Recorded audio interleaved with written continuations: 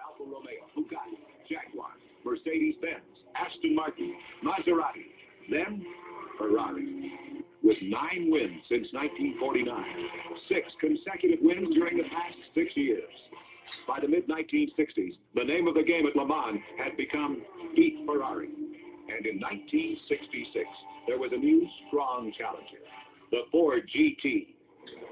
This particular car, one of a team of 8 GT Mark IIs, had a last-minute driver substitution and was allowed only 2 laps of practice.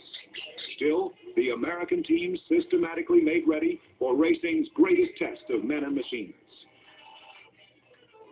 Henry Ford II attended and was given the honor of signaling the famous Le Mans start.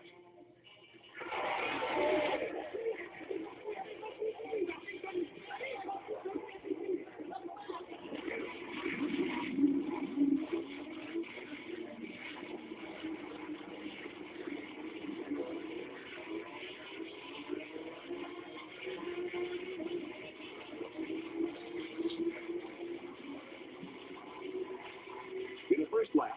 The track was wet from a light rain, and the cars were closely bunched. Drivers temper their haste with caution. Still, the Americans' aggressive strategy is clear from the start. Take the lead early, set a fast and punishing pace, and outlast the competition. This leading car, the number 2 Ford GT with co-drivers Bruce McLaren and Chris Amon, is destined to become the car to beat in the grueling 24 hours to come. At this point, the cars are coming off the famous Mulsanne straightaway, where speeds reach 230 miles per hour and are braking and downshifting to about 40 for the difficult Mulsanne turn. Here, the cars are approaching the Essence, an intricate system of turns near the village of Tetra Rouge. This is the number 1 Ford GT, driven by co-pilots Ken Miles and Denny Hume. After a few laps, the cars spread up, and the drivers settle down to a 24-hour pattern of tension. Man against man, machine against machine. Under the Dunlop Bridge, down a short straightaway at speeds of about 160 miles per hour. And on around the grueling course. The red cars are Ferraris. That's an Alpine cutting in front of the Ford GT. Another Ferrari. And the number 2 Ford GT still in the lead.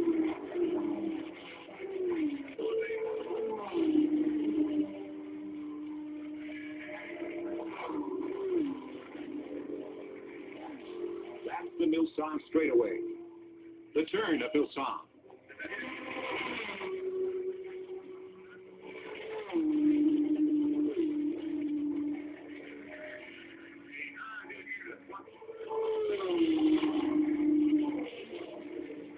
The drivers follow this course all afternoon, all night,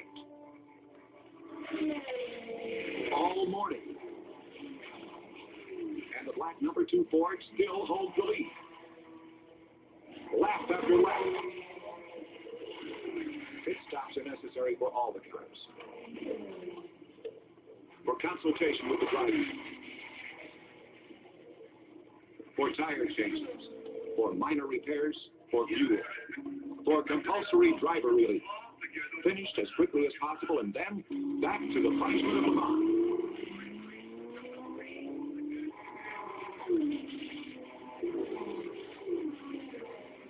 By mid-afternoon, 3 of the Fords were in the lead, and then it started to rain. 10 minutes before the finish, cars were running cautiously with their lights on, but the Ford GTs were still in the lead. And here they come for the finish. First place, the number 2 Ford GT. Second place, the number 1 Ford GT. Third place, the number 5 Ford GT. An authoritative win for the American challengers. Hello everyone, and welcome to the first annual Mackey Family Festival of Speed.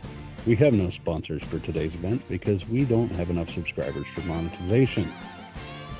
Here are the race day stats should anyone watching care to pause this, but that's unlikely as no one is watching.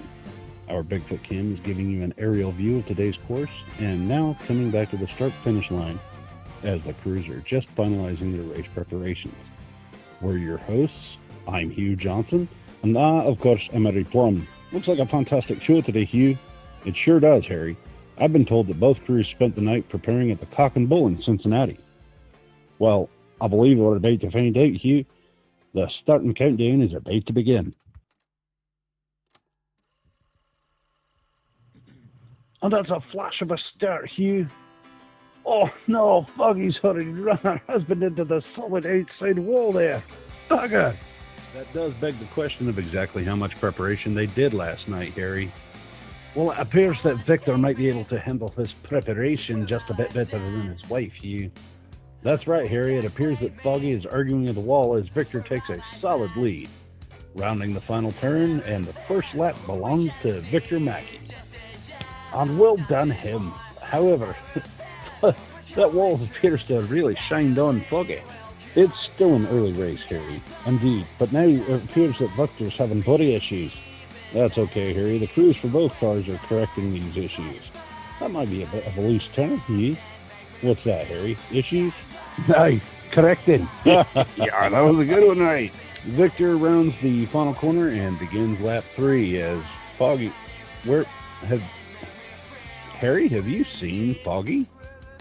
No, actually, there she is. I believe she's going backward around the corner. Oh, no, there she goes. She's headed that way. She finally crossed the finish line, although she's done it backwards. Well, I guess this just goes to prove that there is such a thing as training too hard the evening before. I believe there's something wrong with Victor's body there. It appears to be jamming up the wheels on his vehicle. Yep, it does appear as if Victor's body is falling apart. But did you see that? That was Foggy crossing the finish line. Although she's done it twice now, but one of them was backwards, so does that make this her first lap or her second? Well, at this point, Harry, I'm not sure that anyone really cares. Both contestants have made a mockery of this. Oh, Victor with a little love tap for his wife there. Yeah, I believe he was just trying to get her to head the right way. Now we're seeing exactly how much preparation Victor did last night as he knocks over the barrier at the start-finish line. Oh, God love her. Foggy went to chasing after it to try to help out. As are the rules of the race, Victor's pit crew must replace the barrier before he can continue on with the race. And a valiant effort that it is, Hugh, being so close to the finish line as they are. And close to the finish line they are, and it appears that Victor might have this race in the bag if he can only finish.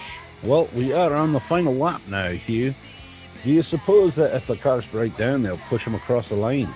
At this point, Harry, I think that they might just light the cars on fire and roast marshmallows on them. Oh, there it is. Victor Mack has won the race, and where's he going?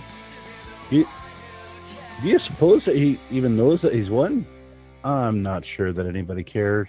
Well, let's just put it this way. He did finish 6 laps of a 5-lap race, and now he's taken position to show off a bit. I'm thinking at this point that Foggy might have finished in a better position had she driven the course backward. Very true. Now, that takes care of this race, and until next time, I've been one of your hosts, Harry Plum. This is my co-host. Say something new. No, I don't want to. This was ridiculous. Good night.